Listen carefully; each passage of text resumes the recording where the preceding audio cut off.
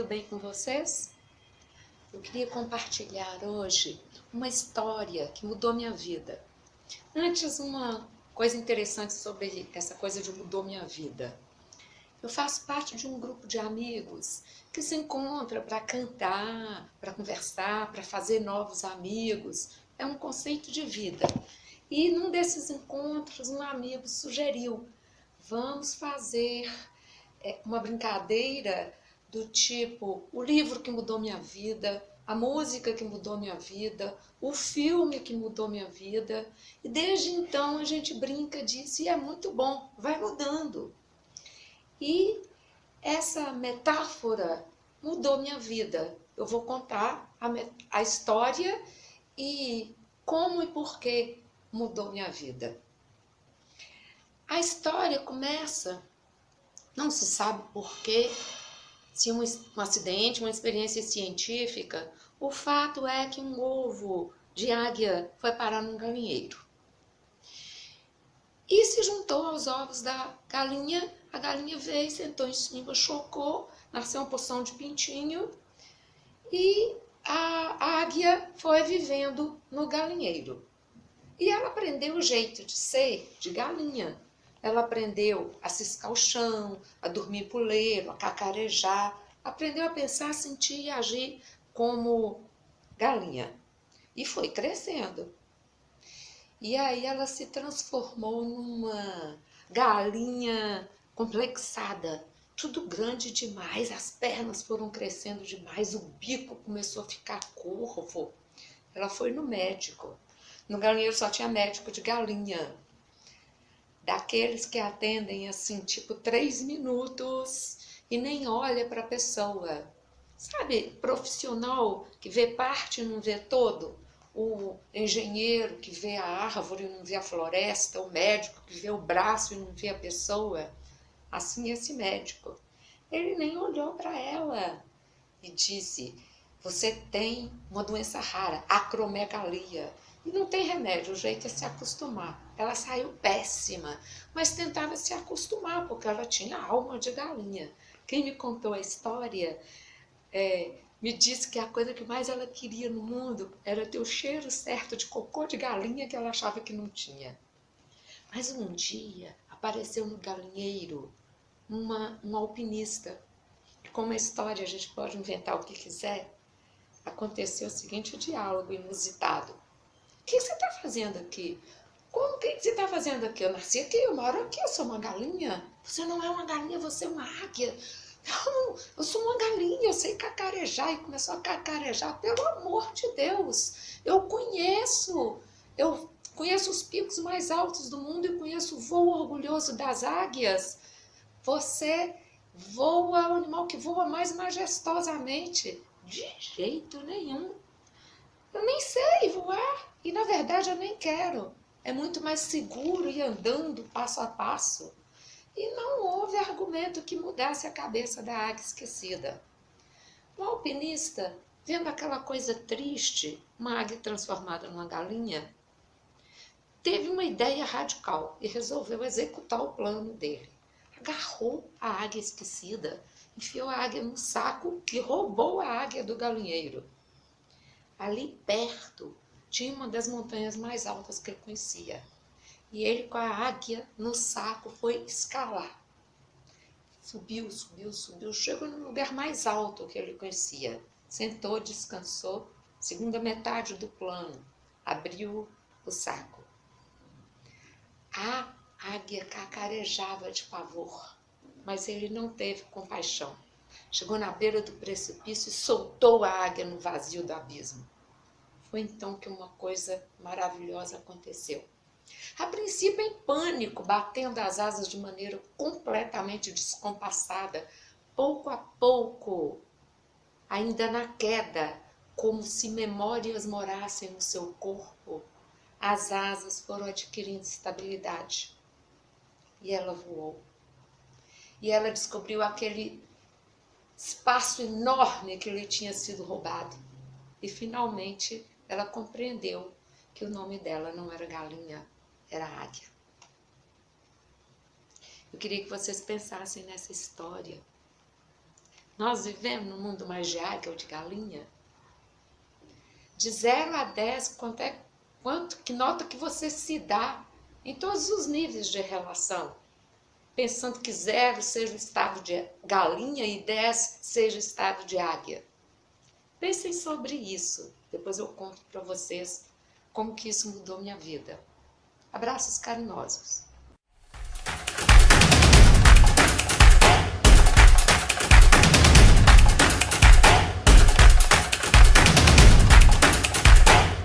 Tudo bem com vocês? Estou muito feliz com os retornos que eu tive das pessoas que viram a história que mudou minha vida, da águia que quase virou galinha. Mulheres empoderadas se dando 10 de águia, homens se dando nota 6, 7.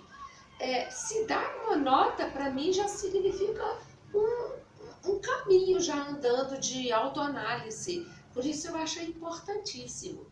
E ao final da história eu prometi voltar para contar para vocês como e por que essa história mudou minha vida.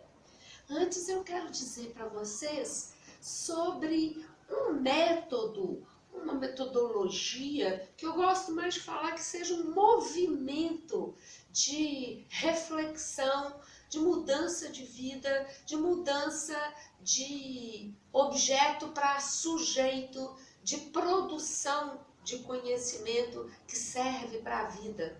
Tem um grande filósofo que diz uma frase, o Goethe: de resto abomino tudo que me inspira sem me impulsionar diretamente para a ação. Esse movimento eu aprendi há algum tempo na minha vida e exercito sempre. TAP, teoria, afeto, prática. Teoria é tudo que já existe pronto. Já foi um processo de reflexão de alguém que quis compartilhar com a gente. Uma frase, um texto, um livro, um filme, uma metáfora, e tudo que já existe pronto. Mas a gente só engole e não serve de nada para a vida. A teoria tem que passar por dentro de mim. Eu tenho que ser afetada pela teoria. Ela tem que me provocar reflexão. E aí eu mudo, a partir da reflexão, alguma prática, alguma ação na minha vida, seja em que nível de relação for. Desde o nível íntimo, afetivo, sexual, família, enquanto mãe, enquanto irmã, enquanto filha, enquanto mulher, no trabalho, nas relações sociais e até nas relações mais amplas, eu enquanto cidadã. Então, qualquer mudança. E aí, quando eu vejo a mudança, eu estou de novo afetado, passa de novo por mim.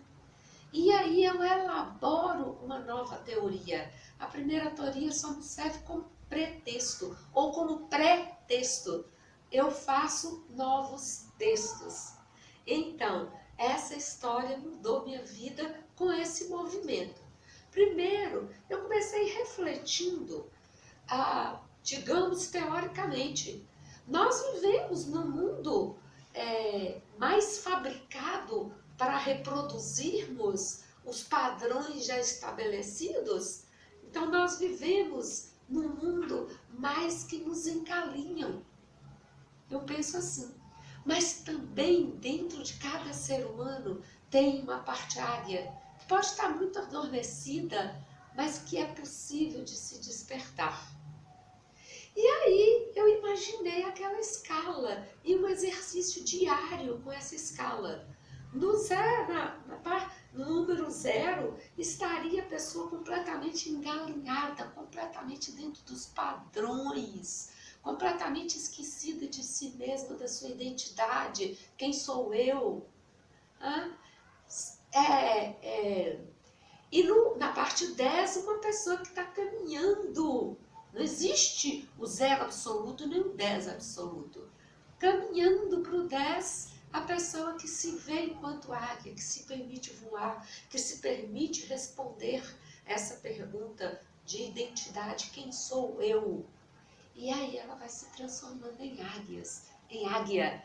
e se juntando a outras águias e construindo um mundo mais bonito, dentro do sentido estético, eu acredito. Eu pensei, eu botava um despertador, mais ou menos às 4 horas, todo dia, para me analisar em cada nível de relação, para me dar uma nota, porque nós não somos iguais, não estamos iguais em todos os níveis de relação. Então, aí um dia, na hora do almoço, eu estava em casa e a minha filha adolescente chegou e falou: mãe, eu quero fazer uma tatuagem. Mas eu nem escutei, eu nem ouvi a pessoa por que ela queria fazer uma tatuagem. Eu já fui respondendo bravamente: de jeito nenhum você não vai fazer uma tatuagem, você não sabe quem você, que profissão que você vai escolher. Não vou. E ela foi murchando, murchando. E eu saí sem nem perceber. Quando foi 4 horas, o meu reloginho despertou e eu pensei: gente, que coisa triste é a gente cortar um desejo tão bonito assim de uma pessoa sem nem perguntar por quê, principalmente filha. E voltei para casa umas 6 horas e chamei a minha filha para conversar e perguntei para ela por que ela queria fazer uma tatuagem. Nós começamos a trocar ideias. Afinal, eu fui com ela em alguns lugares, via onde que se faria uma tatuagem com a asepsia necessária, e ela fez uma tatuagem pequena que não atrapalharia ela em qualquer profissão que ela escolhesse.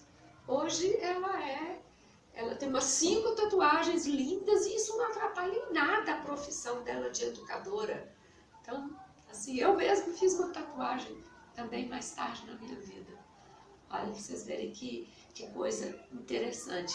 Então, eu me dei nesse dia às 4 horas, eu me dei uns 2 na escala de 0 a 10 e consegui crescer. Por isso que eu fazia às 4 horas, porque se a gente faz às 11, meia-noite no travesseiro, a gente nem dorme direito. Eu faço essa análise mais cedo para conseguir recuperar e crescer um pouco na escala. Olha, outra coisa que eu queria contar sobre a história também tem personagens. A águia, a galinha, o médico, o alpinista.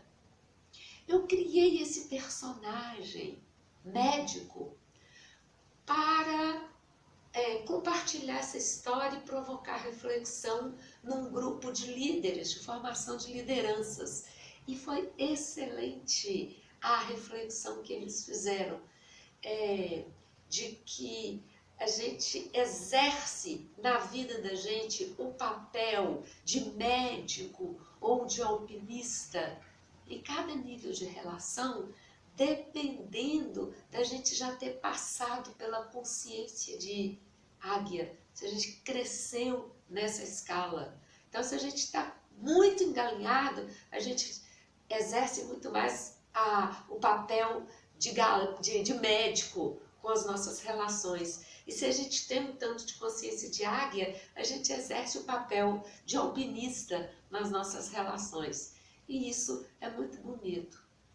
Outra coisa que eu queria contar, essa história, quem me contou disse que foi escrita, que ela acontecia, não era escrita, ela era contada nas ruas, na África, naquele tempo do apartheid, num continente de negros, uma espécie de um profeta contando essa história na rua e falando assim para as pessoas: olha que estado os brancos nos transformaram, águias que andam que nem galinha, é preciso voar de novo, é preciso recuperar esse estado de águia que nos enobrece e criar mais um mundo de águias.